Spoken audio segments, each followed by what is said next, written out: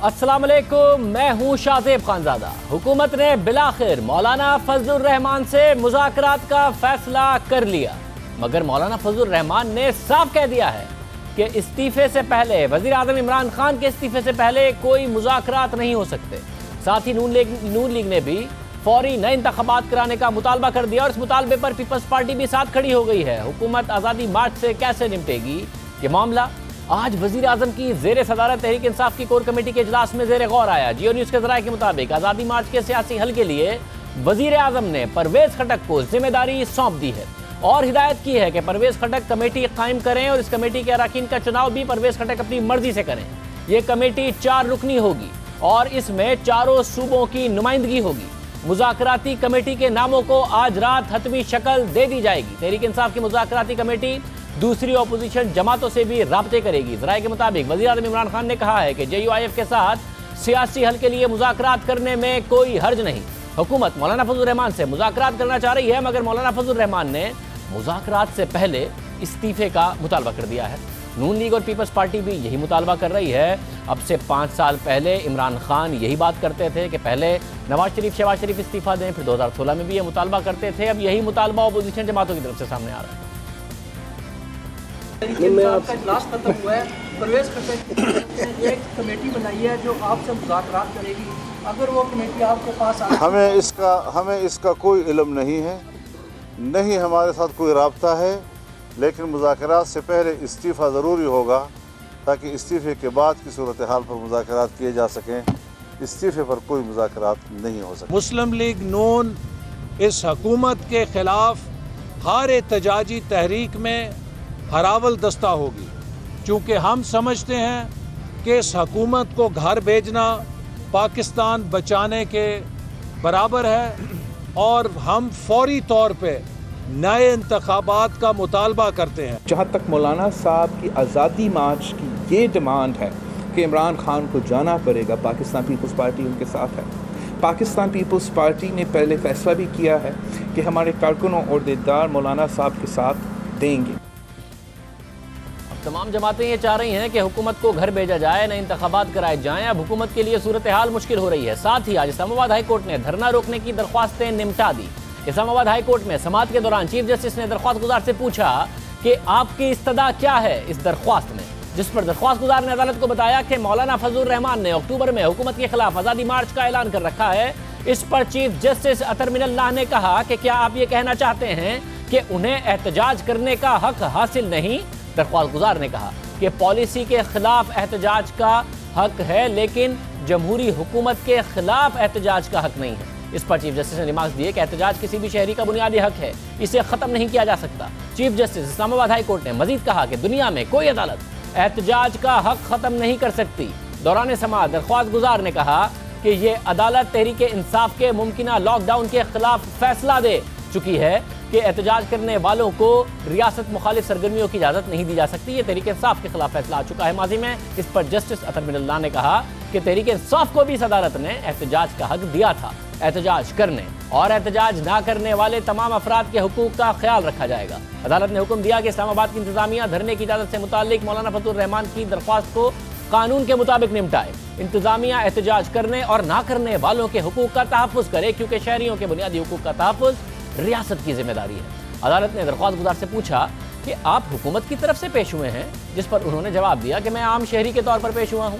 Chief justice Islamabad high court ने कहा कि आपके दलाइल से तो लग रहा है कि आप हुकूमत की तरफ से पेश हुए हैं। दरख्वास्त गुजार ने कहा कि बादियों नज़र में हुकूमत मुखालिफ एहतजाज करने वालों की नीयत ठीक नहीं है। चीफ जस्टिस ने धरना रोकने के खिलाफ दोनों दरख्वास्तें निपटाते हुए कहा कि एहतजाज की इजाज़त के लिए इंतजामिया को दी गई दरख्वास्त पर भी हुकूमत ने ही फैसला करना है। आज़ादी मार्च के हवाले से मौलाना फजलुर रहमान हद दर्जा मुश्तइल और मामूल से ज़्यादा मुतमईन हैं। उनके मूड और उनकी गुफ्तगू बता रही है कि मौलाना फजलुर रहमान 27 तारीख को इस्लामाबाद आने से किसी सूरत फ़िलहाल बाज नहीं आ रहे हैं, मगर शेख रशीद जिन राब्तों का जिक्र कर रहे हैं, अगर वो नतीजा खेज हुए तो धरना मार्च में बदल सकता है। ये बातें की हैं सीनियर सहाफ़ी सलीम साफ़ी ने मौलाना फजलुर रहमान से गुज़िश्ता रोज़ मुलाकात के बाद। मौलाना से उनकी और क्या बात हुई उनसे पूछेंगे, मगर वज़ीर आज़म ने परवेज़ खटक को क्या टास्क दिया है वो परवेज़ खटक से पूछेंगे। वज़ीर दिफा परवेज़ खटक हमारे साथ मौजूद है, बहुत शुक्रिया परवेज़ खटक साहब। सलीम साफ़ी भी हमारे साथ मौजूद है। साफ़ी साहब आपका भी बहुत शुक्रिया। खटक साहब एग्जैक्टली क्या टास्क दिया है, कौन कौन आपकी कमेटी में होगा, क्या करने जा रहे हैं आप? देखिए, आप सबको पता है जो इतना शोर मच रहा है, मौलाना साहब आ रहे हैं और फिर अपोजिशन मिल के आ रहे हैं, तो उसके लिए एक कमेटी बनाएगी, क्योंकि हम भी एक सियासी लोग हैं और जमहूरियत के हामी हैं। तो इस सोच पे एक कमेटी बनी है कि हम इनको ऑफर करें, और जाके मैं खुद उनसे रब्ता करूंगा कि हम आके बात करेंगे। आजकल मुल्क के हालात ऐसे नहीं है कि ये किसी और तरफ चल पड़े, तो यही मेन वजह यही है कि हम बात करना चाहते हैं और हमारे दरवाजे खुले हैं उनके साथ। तो ये कमेटी बनाने और मौलाना से बात करने का आइडिया आपका है या वज़ीर आज़म इमरान खान का है? ये वजीर आजम का आइडिया है, क्योंकि बहुत बिजी थे हम, उसमें ये 2-3 विजिट्स थे तो टाइम नहीं मिल सकता, लेकिन ये पहले बन जाती। लेकिन चूंकि देर आमद और रसामद, हम रिक्वेस्ट करेंगे। देखिए, अगर जैसे पीटीआई ने यहाँ पर धरना दिया था तो उसके पीछे कोई एजेंडा था कि इलेक्शन में धांधली हुई और कई चीजें, और फिर जब हमने लॉकडाउन का ऐलान किया था वो भी क्योंकि वो जो बात प्रॉपर्टीज का आया था उसके बारे में। तो मैं इनसे यही रिक्वेस्ट करता हूँ कि कोई अगर इनका कोई एजेंडा है, कोई ऐसी पॉइंट है जिसको सॉल्व करना है, इश्यूज है उसको हल निकालना है, तो बिल्कुल बात हो सकती है। हर वक्त जमहूरियत में हर वक्त बात हो सकती है, लेकिन अगर एजेंडा ही कोई ऐसा हो जिसपे सिर्फ और सिर्फ तहरीक इंसाफ को गिराना हो, इमरान खान को हटाना हो, तो वो फिर बड़ा मुश्किल हो जाएगा। अच्छा, मगर मौलाना का तो स्टेटमेंट आ गया कि मुज़ाकरात इस बात पर हो सकते हैं कि इस्तीफे के बाद की सूरत हाल क्या होगी। इस्तीफे पर मुज़ाकरात करने को तैयार नहीं है वो, पीछे हटने को तैयार नहीं है वो। नहीं, ये ऐसी बात तो कोई भी नहीं कह सकता। इलेक्टेड गवर्नमेंट है और उसको इस तरह कोई हटा नहीं सकता, ना कोई हटेगा। ये जो पहले कमेटी बनी थी हमारी जो रिगिंग वाली, उसके मैं चेयरमैन हूँ। मीटिंग्स की हमने, कोई इन्होंने वहाँ पर सबूत पेश नहीं किया कि फलानी जगह रिगिंग हुई या कोई सबूत लाए, कोई बात लाए तो बंदा आगे बात करे। अगर वैसी मैं शोर मचाना शुरू करने की, यार जब तक ये नहीं हटेगा तो मैं बात नहीं करूंगा, फिर तो बड़ा मुश्किल हो जाता है। दुरुस्त है, इस मगर तरह तो अगर मुल्क नहीं चल सकते हैं। नहीं तो अगर मौलाना नहीं मान रहे बात करने के लिए, तो फिर आपका लाएमल क्या होगा? कैसे बात को आगे बढ़ाएंगे अगर वो आपसे नहीं मिलने के लिए तैयार होते? उनका तो है प्रोग्राम आने का या जो भी है, एहतजाज करना है, धरना देना है, वो अपना काम करते रहेंगे। हमने गवर्नमेंट ने अपनी प्लानिंग करनी है कि पॉलिटिकली कैसे डील किया जा सकता है। बाकी एहतजाज करना ये तो सबका हक है, लेकिन एहतजाज के पीछे कोई एजेंडा तो होना चाहिए ना। बगैर किसी के एजेंडे के कि भाई एक ही पॉइंट एजेंडा हो कि भाई इसको हटा दो तब बात बनेगी, इस तरह नहीं होता। कहीं दुनिया में जहाँ पर डिक्टेटरशिप है वहाँ पर भी नहीं होता। जमहूरियत में किस तरह आप ये डिमांड कर सकते हैं? मतलब है दुनिया में एक मुल्क पाकिस्तान, जमहूरियत है वहाँ पर एक जमात तहरीक इंसाफ जिसके सरबराह इमरान खान, उन्होंने 2014 में किया था ये मुतालबा। मगर आपको क्योंकि अवामी नेशनल पार्टी, पीपल्स पार्टी, नून लीग सब मौलाना के साथ है, तो उनसे भी राब्ते का टास्क दिया है वज़ीर आज़म ने?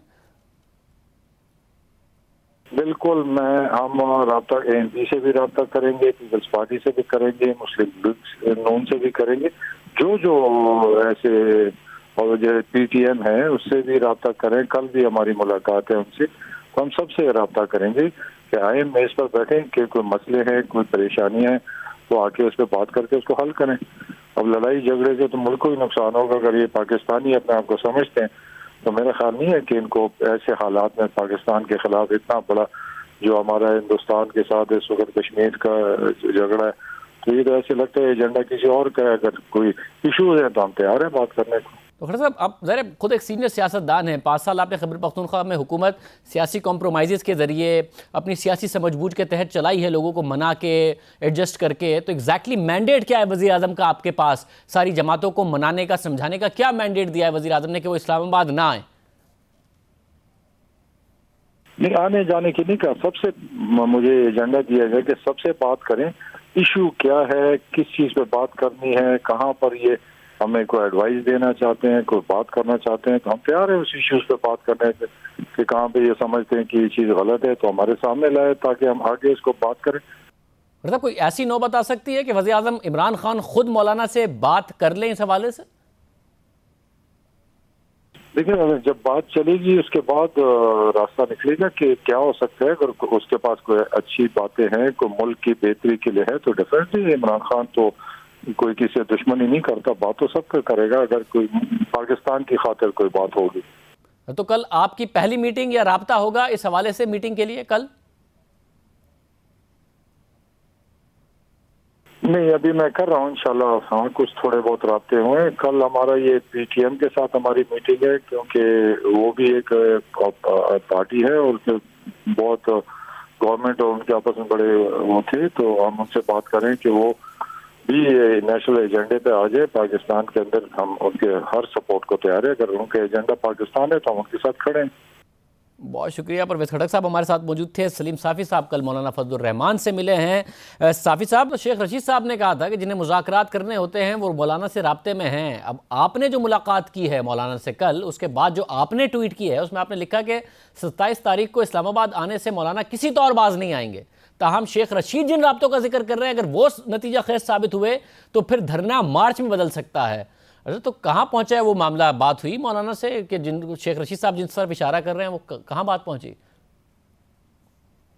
जी देखिए, शेख रशीद साहब जिन की तरफ इशारा कर रहे हैं तो उन हलकों की तरफ से आज से नहीं बल्कि पिछले तकरीबन 1.25 महीने से उनके साथ राब्ते, पहले एक सतह पे, फिर दूसरी सतह पे और फिर बड़े टॉप के सतह पे उनके साथ राब्ते हुए हैं, मुलाकातें हुई हैं। तो मैं इसलिए भी कहता हूँ कि वो शेख रशीद साहब जहाँ इशारा कर रहे हैं कि अगर वहाँ के मुलाकातों के बाद भी और आला तरीन सतह पे भी राब्तों के बाद भी अगर मौलाना डिटर्मिन है तो उन्हें फिर परवेज़ खटक साहब जैसे बेख्तियार आदमी, जिनको ख़ुद इमरान खान साहब ने कट लाइन लगाया है, वो कैसे उनको मना सकते हैं? और उन जो शेख रशीद साहब जहां इशारा कर रहे हैं उन राब्तों के बाद न सिर्फ ये कि मौलाना साहब ने अपना इरादा नहीं बदला, अपने प्रोग्राम में कोई तगय्युर नहीं लाए, बल्कि उसके बाद वो मज़ीद डिटर्मिन और मज़ीद उनके लहजे में सख्ती नज़र आ रही है। सब फिर एग्जैक्टली हासिल क्या करेंगे अगर उससे भी, उन राब्तों से भी अगर सख्ती आ गई? या शाह महमूद कुरैशी साहब ने कहा कि भाई धरने से हुकूमतें नहीं जाती, 4 महीने हमने धरना दिया है, हमसे पूछ लें, हमारा तजर्बा है कि धरने से हुकूमतें नहीं जाती। तो फिर मौलाना क्या हासिल करना चाहते हैं अगर उन राब्तों से भी वो और सख्त हो गया उनका मौक़िफ़? देखिए, एक तो मौलाना साहब का तज्ज़िया ये है और मेरे ख़्याल में वो तज्ज़िया सही है कि उनके पास खोने के लिए कुछ नहीं है। मसलन पिछले जो साल, 1.25 साल की जो पोजीशन थी, मौलाना ये समझते थे कि जी बलूचिस्तान और खैबर पख्तूनख्वा उनके हिस्से में आने थे, वो ठीक समझते थे, गलत, वो उनके हिस्से में नहीं आए, उनका इक़्तिदार में कोई हिस्सा नहीं है और इसीलिए वो पहले दिन से असम्बलियों में जाने के हक़ में नहीं थे। तो एक तो मौलाना फ़र्ज़ करें मुकम्मल नाकाम भी होते हैं तो मौलाना का जाता क्या है? दूसरा, मौलाना का इस वक्त भी उनके हिस्से में जितना फ़ायदा आया है वो मेरे ख़्याल में नाकाबिल तसव्वुर है। मौलाना फजलुर रहमान साहब कल तक सिर्फ़ और सिर्फ अपने मज़हबी हलके के पसंदीदा थे। उनके लिए पीपल्स पार्टी की क़यादत उनसे इत्तेहाद कर लेती थी, लेकिन पीपल्स पार्टी का वर्कर उनको पसंद नहीं करता था। मुस्लिम लीग नून की भी यही हालत थी, NP की भी यही हालत थी। आज मुल्क के लिबरल तबक़ात में उनके लिए नरम गोशा है, वो मौलाना के ज़िंदाबाद का नारा लगा रहे हैं और मौलाना साहब ये समझते हैं कि बहुत सारे वो तबक़ात जो इस दौरान घुटन और जबर के शिकार हैं वो उनकी तर्जुमानी कर रहे हैं, इसलिए उनके यहाँ उनके लिए लाइकिंग भी पैदा हो रही है। तो मौलाना की पॉपुलैरिटी पहली मर्तबा मजहबी हलकों से बाहर लिबरल हलकों में भी पैदा हो रही है। दूसरा, मौलाना अभी भी बहुत गेन कर चुका है, अगर वो अपने मकसद में कामयाब हो गए तो फिर तो ज़ाहिरी बात है कि वो मुतबादिल क़यादत के तौर पर सामने आएंगे, लेकिन अगर नाकाम भी हो जाते हैं तो वो अपोजिशन की लीडिंग चेयर पे आ गए हैं। कल तक वो पीपल्स पार्टी और मुस्लिम लीग नून जैसी जमातों का दुमचला समझे जाते थे, आज वो जमातें उनके साथ बैठी हुई हैं। फिर मौलाना का इस वक्त आप देखें तो ताजिर ऑलरेडी हड़ताल पे हैं, ताजिर उनको वाह कर रहे हैं, ताजिर उन पे चंदों की भी बारिशें कर रहे हैं।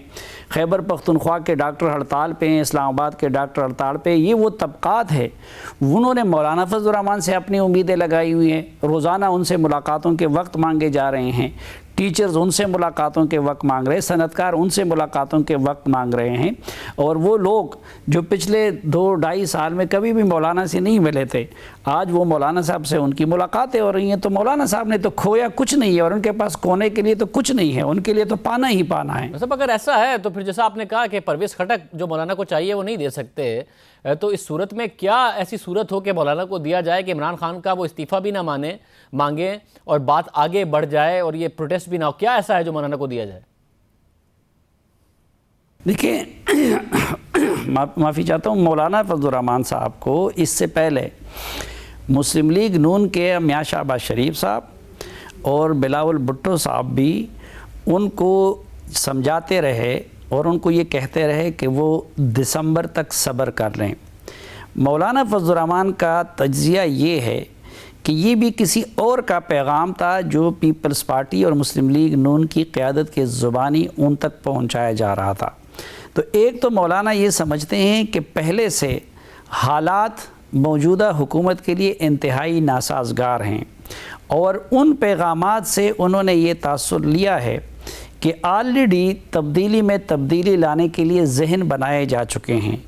तो मौलाना ये समझता है, अब उनका तज्ज़िया वक्त दुरुस्त साबित करता है या गलत साबित करता है, कि उनका ये इक़दाम उस तब्दीली को न सिर्फ ये कि एक्सपेडाइट कर सकता है बल्कि उसको यकीनी भी बना सकता है। बहुत शुक्रिया, सलीम साफ़ी साहब हमारे साथ मौजूद थे। मौलाना जो समझ रहे हैं, ऐसा क्यों समझ रहे हैं, इसका एक 5 साल का पूरा बैकग्राउंड है जो कि पाकिस्तान की सियासत का एक बदकिस्मत हिस्सा है।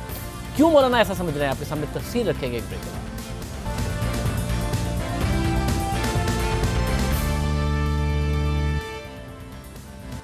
मौलाना फजलुर रहमान पुरएतमाद हैं और मौलाना फजलुर रहमान के एतमाद की एक वजह यह भी है कि मौलाना समझते हैं कि उनके पास खोने के लिए कुछ नहीं है और आज तक जिसने भी धरना दिया वो धरने और लॉन्ग मार्च के मकासद हासिल नहीं भी कर सका तो भी उससे बहुत सियासी फ़ायदा हुआ।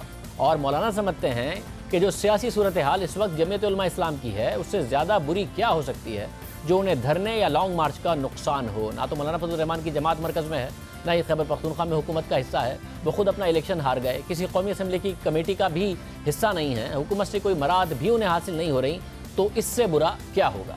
तहरीक इंसाफ की हुकूमत समझती है कि मौलाना फजलुर रहमान को धरने से कोई फ़ायदा हासिल नहीं होगा। आज वज़ीर ख़ारजा शाह महमूद कुरैशी ने भी मीडिया से बात करते हुए कहा कि हमारा तजर्बा है कि धरनों से हुकूमतें नहीं जाती।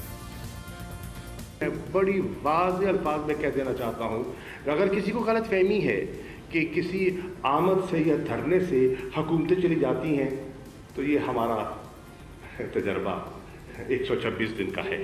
तो हम ज़्यादा महारत रखते हैं कि इसमें हमें हम तिफल मकतब नहीं है इस कहानी के।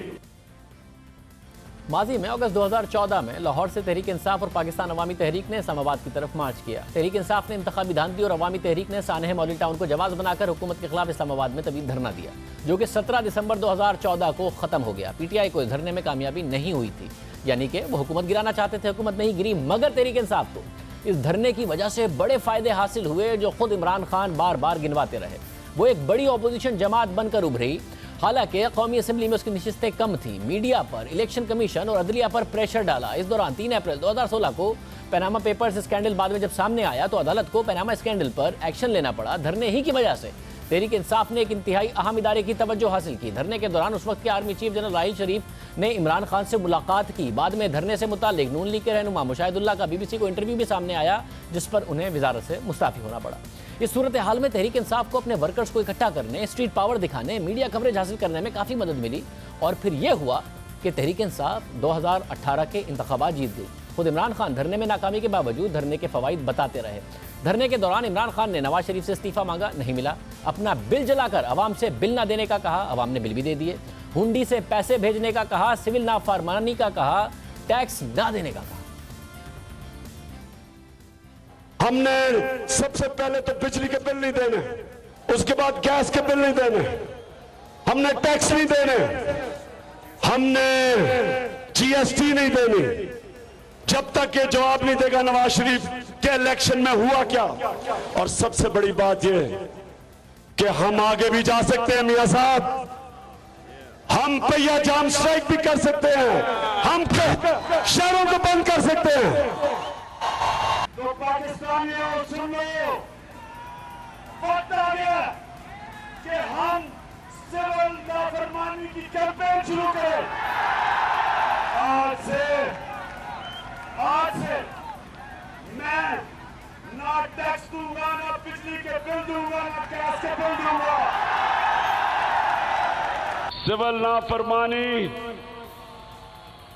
एक ऐसा हथियार है कि अगर नवाज बच भी गया हमारी मार्च से, सिविल नाफरमानी से नहीं बच सकता। मैं अपना बिल चलाने लगा हूं। ये सब कहा, ये सब किया, फिर पार्लियामेंट पर हमला किया, फिर पीटीवी पर हमला किया, और उसके बाद भी मुल्क का तो बहुत नुकसान हुआ, तहरीक इंसाफ को फ़ायदा ही हुआ। फिर चीन के सदर ने पाकिस्तान आना था, सीपैक के हवाले से बड़े मंसूबों का ऐलान होना था। हुकूमत ने कहा कि इस्लामाबाद लॉकडाउन की वजह से चीनी सदर पाकिस्तान नहीं आ रहे, तो इमरान खान ने हुकूमत को झूठा कह दिया। चीन का प्रेसिडेंट आ रहा था मेरी दावत पे, लेकिन तहरीक इंसाफ के धरने की वजह से वो नहीं आया। और झूठो, और झूठ बोलने वालों, और चीन का प्रेसिडेंट तो आ ही नहीं रहा था। फिर बाद में चीन के सदर आए, सीपैक मंसूबों पर काम भी हुआ। फिर ऐसा भी हुआ कि जब ये सब कुछ नहीं चल रहा था तो तहरीक इंसाफ अपने धरने से वज़ीर आज़म इमरान खान हुकूमती इक़दामात का क्रेडिट लेने लगे। हुकूमत ने बिजली की कीमत नहीं बढ़ाई तो कहा कि IMF ने तो हुकूमत से कहा था कि बिजली की कीमतें बढ़ाओ, मगर हमारे धरने की वजह से नहीं बढ़ाई। पेट्रोल की कीमत हुकूमत ने कम की तो कहा कि धरने की वजह से कम की। करप्शन इंडेक्स के मुताबिक पाकिस्तान में करप्शन कम होने की खबर आई तो कहा यह भी धरने की वजह से हुई है। IMF के कहने पर तो उन्होंने 80% बिजली बढ़ाई है। IMF ने उन्हें कहा कि बिजली की कीमत बढ़ाओ, और अभी और बढ़नी थी। अगर ये धरना ना होता तो अभी और बिजली महंगी होनी थी IMF के कहने पर। तो आपको पहले एक तो कामयाबी, कई कामयाबी है, लेकिन ये भी आपको मुबारक हो। आप सबको मुबारक हो कि करप्शन नीचे आ गई है। इनकी वजह से नहीं, अगर इनकी वजह से होती तो पिछले 5 साल जब ये दोनों ऑपोजिशन और गवर्नमेंट में बैठे थे, करप्शन के रिकॉर्ड टूट रहे थे, तब क्यों नहीं नीचे आई? आपकी वजह से नीचे आए, आपको मुबारक हो। तब्दीली है कि मियां साहब ने पेट्रोल की कीमत नीचे आज ऐलान कर दी, नीचे हो। मुबारक हो आपको। ये असर सरकारी ऑपोजिशन की वजह से नहीं हुआ, ये आपकी वजह से हुआ। सब होता रहा। फिर तहरीक इंसाफ ने पहिया जाम हड़ताल भी कर डाली। मौजूदा सदर डॉक्टर आरिफ अलवी हड़तालें कामयाब बनाते रहे, बाकायदा तौर पर सड़कों पर कामयाब बनाते रहे। गाड़ी नहीं चलेगी कराची शहर में, बस ये एक्शन प्लान है। अच्छा, अभी नेटिव जेटी बंद हो गया है, कयूमा बांध बंद हो गया है, काला पुल बंद हो गया है, शारे फैसल बंद हो गया है ना। इक्का दुक्का इमरजेंसी की गाड़ियाँ ये रिलीज़ कर रहे हैं, मगर ना मामला रुक गया है। और मैं देख रहा हूँ कि पुलिस वाले आए तो सही, मैं इनको मिलता हूँ। ज़ाहिर है सबका मुल्क को नुकसान होता रहा, मगर तहरीक इंसाफ का क्या नुकसान हुआ? पुलिस कार्रवाई करती तो पुलिस को भी कंटेनर से धमकियां दी जाती, पुलिस वालों को कारकुनों ने मारा पीटा भी बहुत। आईजी साहब, मैं तुम्हें छोड़ूंगा नहीं, मैं तुम्हारे पीछे जाऊंगा। एक मेरे कारकुन को कुछ हुआ, आईजी साहब मैं तुम्हें खुद जेल के अंदर डाल के रहूंगा।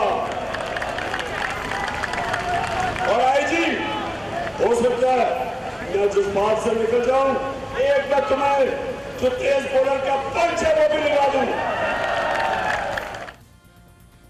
तहरीक इंसाफ का धरने में बिल जलाना, सिविल नाफरमानी करना, टैक्स ना देना, अवाम को टैक्स ना देने का कहना, अवाम को पुलिस की बात ना मानने का कहना, पुलिस को धमकी देना, पार्लियामेंट पर हमला करना, पीटीवी पर हमला करना, इन सब से मुल्क को तो बहुत नुकसान हुआ, मगर तहरीक इंसाफ को बाद में फ़ायदा हुआ। खुद इमरान खान बार बार कहते रहे कि तहरीक इंसाफ को धरनों से बहुत फ़ायदा हुआ। सिर्फ तहरीक इंसाफ ही नहीं, धरनों का फ़ायदा तहरीक लब्बैक जमात को भी हुआ। तहरीक लब्बैक ने जब धरना दिया तो उसे मीडिया पर कवरेज मिली, मुल्क के ताकतवर इदारों की तवज्जो मिली, फिर हुकूमत मुज़ाकरात की तरफ मजबूर हुई। इस धरने के मकासद जो तहरीक लब्बैक ने कहे थे उस तरीके से उसको हासिल नहीं हुए, मगर तहरीक लब्बैक के सरबराह गुलाम खादिम रिजवी स्ट्रीट पावर दिखाने में कामयाब हुए और 2018 के इंतखाबात में तहरीक लब्बैक खादिम रिजवी की सरबराही में मजबूरी वोट्स का 4% हासिल करने में कामयाब हो गई। तहरीक लब्बैक ने 22,31,697 वोट हासिल किए। पंजाब में तीसरी बड़ी और मुल्क की 5वीं बड़ी जमात बनकर सामने आई। तहरीक लब्बैक ने सिंध में 2 सूबाई असम्बली की नशिस्तों पर कामयाबी हासिल की। इसके अलावा बहुत से ऐसे हल्के हैं जहाँ तहरीक लब्बैक के उम्मीदवार दूसरे नंबर पर आए। मुल्क को बहुत नुकसान हुआ, तहरीक लब्बैक को बहुत फ़ायदा हुआ। माजी की मिसालें बताती हैं कि धरनों की सियासत से मुल्क को नुकसान तो होता है, मगर सियासी जमातों को पिछले 5 साल में इसका फ़ायदा हुआ है। तहरीक लब्बैक को फ़ायदा हुआ, तहरीक इंसाफ को फ़ायदा पहुंचा, फ़ायदा नज़र भी आया। ये दोनों मिसालें मौलाना फजलुर रहमान के सामने हैं। शायद मौलाना भी यही समझ रहे हैं कि उनको धरने की सूरत में हुकूमत जाए या ना जाए, फौरी तौर पर कोई फ़ायदा हासिल हो ना हो, मगर धरना उनको गेम में वापस ला सकता है। फौरी फ़ायदा भी उन्हें हो गया है, अटेंशन उन्हें मिल गई है। मौलाना अपने वर्कर्स को ये साबित करना चाहते हैं कि वो गेम में इन हैं। वो चाहते हैं कि उनको मीडिया की तवज्जो मिले, उन्हें इदारों की तरफ से तवज्जो मिले। इस धरने से उन्हें खुद को सियासी क़ुव्वत के तौर पर सामने लाने में मदद मिले। मगर धरना और लॉकडाउन हुआ तो मौलाना को की सियासत को शायद फ़ायदा हो जाए, मुल्क का एक बार फिर नुकसान ही होगा। और मौलाना ही को सोचना है कि वो अपने फ़ायदे के लिए मुल्क का कितना नुकसान करने को तैयार हैं। माजी में जिस नुकसान के साथ वो नहीं खड़े थे, क्या वो अब खुद नुकसान करने के लिए अपने सियासी फ़ायदे के लिए मुल्क का तैयार हैं या नहीं है। प्रोग्राम में एक ब्रेक शामिल करते हैं, बड़ी खबरों पर बात करेंगे।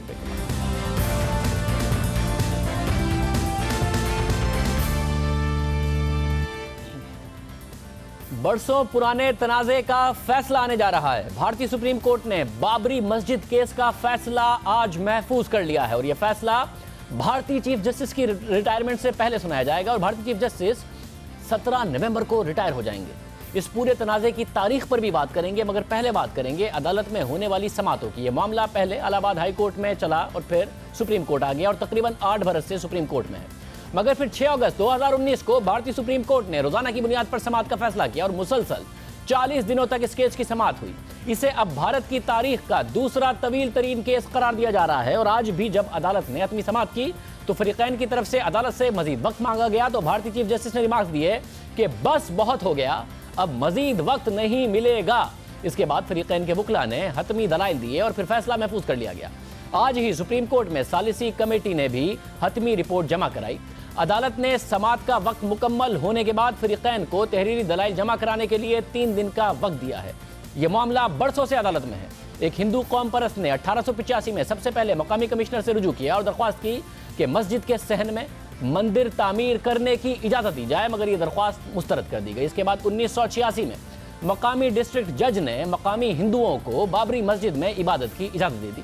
फिर जब दिसंबर 1992 में बाबरी मस्जिद को मसमार किया गया तो उस वक्त 49 FIRs दर्ज की गई। उनमें से एक मुकदमा LK एडवाणी समेत दीगर बीजेपी रहनुमाओं के खिलाफ भी दर्ज किया गया, मगर बाद में CBI की खुसूसी अदालत ने बीजेपी रहनुमाओं को इन इल्जामात से बरी कर दिया। मगर अप्रैल 2019 में सुप्रीम कोर्ट ने LK एडवाणी समेत दीगर रहनुमाओं के खिलाफ इल्जामात को बहाल कर दिया। बहरहाल दिसंबर 1992 के बाद यह मामला एक बार फिर से अदालत में पहुंच गया। बहुत से फरीकों ने इलाहाबाद हाई कोर्ट से रुजू किया। हता के एक दरख्वास्त हिंदुओं के भगवान राम के नाम से भी दायर की गई। 1996 में इलाहाबाद हाई कोर्ट ने इन तमाम दरख्वास्तों को यकजा कर दिया। कई समातों के बाद हाई कोर्ट ने जो फैसला जारी किया उसने एक और तनाज़ा खड़ा कर दिया।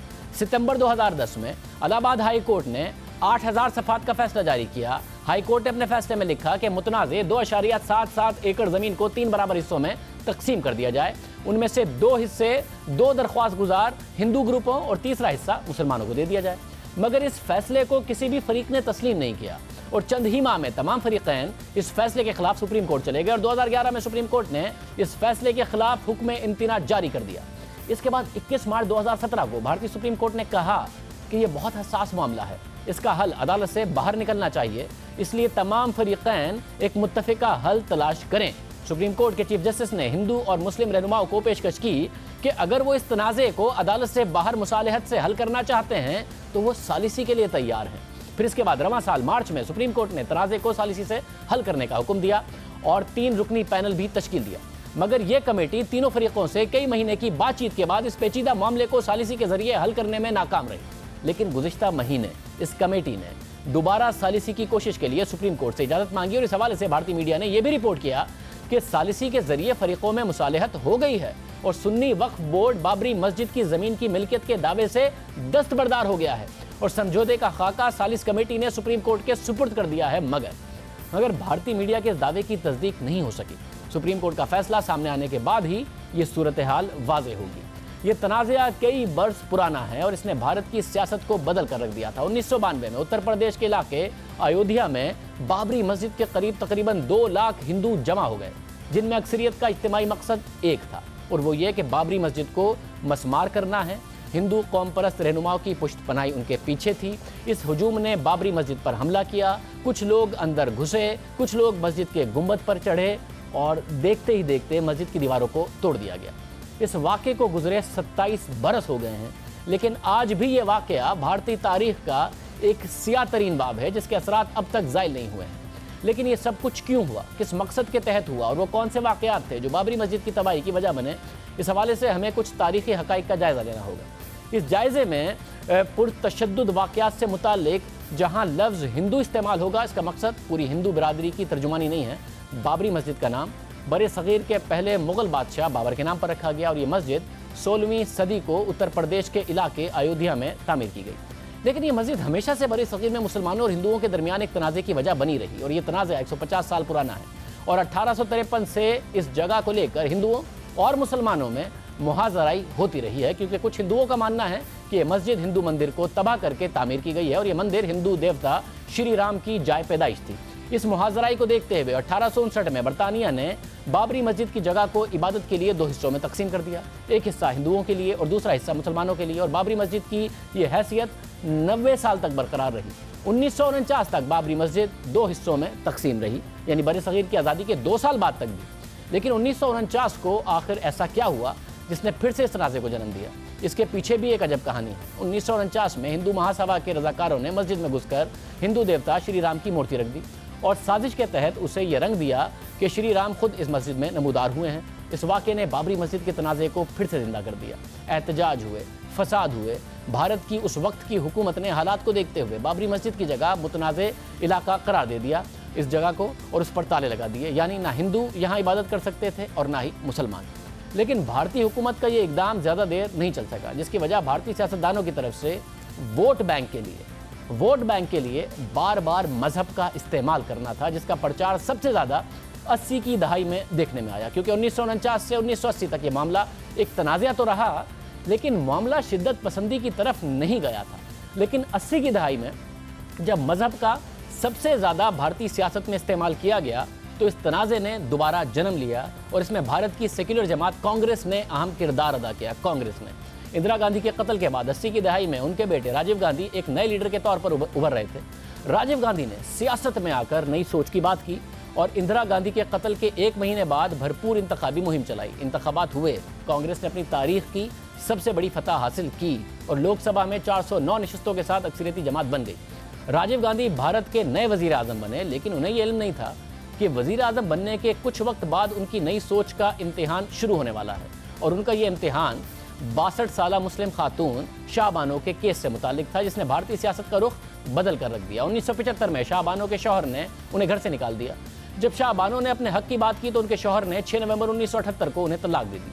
लेकिन शाह बानो ने माहाना गुजारे के लिए रकम का मुतालबा किया। उनके शौहर ने यह मुतालबा रद्द कर दिया और शाह बानो अदालत चली गई। 1985 में सुप्रीम कोर्ट ने मुत्तफिका फैसला सुनाया कि शाह बानो अपने शौहर की तरफ से हक़ महर की रकम के बावजूद माहाना गुजारे की रकम की हकदार हैं।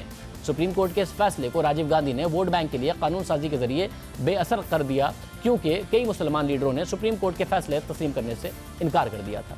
एहतजाज शुरू हुए, राजीव गांधी पर दबाव बढ़ता जा रहा था। राजीव गांधी से मुतालबा किया गया कि वो सुप्रीम कोर्ट का फैसला खारिज करने के लिए कानून साजी करें। राजीव गांधी मुस्लिम वोट बैंक को नाराज़ नहीं करना चाहते थे, इसलिए कांग्रेस की हुकूमत ने 1986 को मुस्लिम वुमेन प्रोटेक्शन के नाम से एक बिल पार्लियामेंट में पास करवा दिया, जिसने सुप्रीम कोर्ट के फैसले को बेअसर कर दिया। इस रवैये पर राजीव गांधी पर इल्ज़ामात लगे कि उन्होंने मुसलमान हलकों को खुश करने के लिए ये इकदाम किए हैं। तो इस दौरान कांग्रेस ने फैसला किया कि वो हिंदू वोट बैंक को भी मजबूत करेगी और कांग्रेस में बड़े पैमाने पर सियासत हो रही थी। रातों रात अजीब से वाक़यात होने लगे और फिर 1986 में एक हिंदू रहनुमा ने अयोध्या की ज़िले अदालत में अपील की कि बाबरी मस्जिद पर जो ताले लगे हुए हैं उन्हें खुलवा दिया जाए। 2 दिन बाद ज़िले अदालत के जज के एम पांडे ने फैसला सुनाया कि अदालत के ताले खुलवा दिए जाएं और हिंदुओं को अंदर जाकर पूजा करने की इजाज़त दे दी जाए। ज़िला इंतज़ामिया ने अदालत को बावर कराया कि ताले खुलवाने के बाद हालात ख़राब नहीं होंगे। दोपहर को अदालत ने फैसला सुनाया। शाम को ज़िला इंतज़ामिया ने मंदिर के दरवाजे खोल दिए, जिसकी वजह से फैसले से मुतासरा लोगों को आला अदालतों में जाने का वक्त ही नहीं मिला और मस्जिद के ताले खोलते वक्त भारत के सरकारी चैनल ने लाइव कवरेज भी दिखाई। यानी कांग्रेस की हुकूमत वाज़ेह तौर पर बाबरी मस्जिद के वाक़े को सियासत के लिए इस्तेमाल कर रही थी। हुकूमत के इस इक़दाम को हिंदू वोट बैंक को मजबूत करने के लिए एक लापरवाह इक़दाम करार दिया गया। यानी शाहबानो के केस में मुस्लिम वोट बैंक को मजबूत करने की कोशिश की गई, उस केस में अदालती फैसले को नजरअंदाज किया गया, जबकि हिंदू वोट बैंक हासिल करने के लिए बाबरी मस्जिद से मुतालिक अदालत के फैसले पर चंद घंटों में अमल किया गया। दो अलग तरीके थे मगर मकसद एक था, सियासत के लिए मजहब का इस्तेमाल। और ये एक सेक्युलर जमात कांग्रेस की तरफ से किया गया, लेकिन कांग्रेस को ये अंदाज़ा नहीं था कि जिस वोट बैंक के लिए वो मजहब का इस्तेमाल कर रही है उसे हासिल करने के लिए बीजेपी उससे आगे निकल सकती है। और देखते देखते बीजेपी और उससे जुड़ी जमातें खुलकर सामने आईं और फिर दीगर हिंदू कौम परस्त जमातों ने राम मंदिर मुहिम का आगाज़ 1980 में कर दिया, लेकिन उसको इतनी पजीराई नहीं मिली। मगर कांग्रेस की तरफ से मस्जिद के दरवाजे खोलने के बाद इन जमातों ने अपनी तहरीक को और तेज़ कर दिया। कांग्रेस पीछे चली गई और एल.के. एडवाणी की बीजेपी ने इन जमातों से मिलकर भरपूर मुहिम चलाई और एल.के. एडवाणी अयोध्या की तरफ तहरीक के लिए बढ़ने भी लगे। पजीराई बढ़ती गई। बीजेपी और दीगर कौम परस्त जमातों ने एहतजाज की कॉल दे दी, मगर हालात बेकाबू होने लगे। एल.के. एडवाणी खुद पीछे हटते गए, मुश्तइल अवामी लीडर उनसे आगे जाते रहे। अवाम उनसे पूछती रही कि वो पीछे क्यों हट रहे हैं, मगर बात अब कंट्रोल में नहीं थी और ये एल.के. एडवाणी को नज़र आ रही थी कि कंट्रोल से बाहर हो रही है, इसलिए वो पीछे हट रहे थे। मगर सूरत हाल उनके काबू से बाहर हो गई। फिर 6 सितंबर 1992 को 2 लाख के करीब हिंदू मुजाहिरीन बाबरी मस्जिद के गिर्द जमा हुए, लेकिन ये एहतजाज देखते देखते फसाद में बदल गया। लोग बेकाबू हो गए, उन्होंने बाबरी मस्जिद को शहीद कर दिया। इस वाक़े में अवाम को आगे करके कुछ लीडरान पीछे हट गए। कुछ मुबस्सिरीन का कहना है कि बाज़ लीडरान को अंदाज़ा नहीं था कि बात मस्जिद के मस्मार होने तक चली जाएगी, लेकिन मजहबी जज्बात का जो दरवाज़ा सेक्युलर जमात कांग्रेस ने खोला था उसे बीजेपी और दीगर शिद्दत पसंद जमातों ने खुलकर इस्तेमाल किया। मस्जिद शहीद हो गई। वोट बैंक जो कांग्रेस के पास था वो बीजेपी के पास चला गया। 1984 तक 2 नशिस्तों वाली बीजेपी मस्जिद के मस्मार के 4 साल बाद यानी 1996 को 161 नशिस्तों के साथ पार्लियामेंट में आ गई। 2019 में बीजेपी के पास 300 से ज़्यादा नशिस्तें आईं। एल.के. एडवाणी जो बीजेपी के लीडर थे, उन्हें खुद ही अंदाज़ा नहीं था कि वो मजहब का इस्तेमाल नहीं कर रहे, बल्कि खुद उनका इस्तेमाल हो रहा है। मस्जिद शहीद हुई, नफरत बढ़ती गई, फसादात हुए। 1993 को बम्बई में धमाके हो गए जिनमें 250 से ज़्यादा लोग मारे गए। हालात ख़राब होते चले गए, ख़राब से ख़राब तर होते गए। बाद में एल.के. एडवाणी ने बाबरी मस्जिद के वाक़े को अपनी ज़िंदगी का सबसे तकलीफदेह दिन करार दिया। पाकिस्तान आकर भी उन्होंने अफसोस का इज़हार किया, मगर एल.के. एडवाणी की बीजेपी मजहब के इस्तेमाल में इतनी आगे चली गई कि खुद बानी रुकन एल.के. एडवाणी साइडलाइन हो गए। वही एल.के. एडवाणी जिन्होंने राम मंदिर की तहरीक की सरबराही की थी, और अब उनकी जमात का नया चेहरा नरेंद्र मोदी हैं। और जब भी भारत में इंतखाबात होते हैं तो राम मंदिर और बाबरी मस्जिद की आवाज़ें गूंजती हैं, सिर्फ और सिर्फ वोट बैंक के लिए। मगर इस तनाज़े ने इतना नुकसान पहुंचाया कि अयोध्या की नई नस्ल खुद इसके साथ जुड़ने को तैयार नहीं है। मगर जब भी चाहे सेक्युलर जमात हो, चाहे कोई भी हो, मजहब का इस्तेमाल करेगा अपनी सियासत चमकाने के लिए, तो भारत के अंदर भी मिसालें मौजूद हैं कि वो किस तरीके से नुकसान की सूरत में बहुत सालों बाद नहीं, चंद सालों बाद ही पलट कर आता है। इस वाक़े से सबक यही मिलता है कि सियासी मुफादात के लिए अगर आप मजहब का इस्तेमाल करेंगे तो एक दिन आप खुद भी इसका शिकार हो सकते हैं, क्योंकि मजहबी मुनाफरत ऐसी आग है जो एक बार लग जाती है तो बुझाना मुश्किल हो जाती है, और फिर आने वाली नस्लें उसमें जलती हैं। याद दीजिए। अल्लाह हाफ़िज़।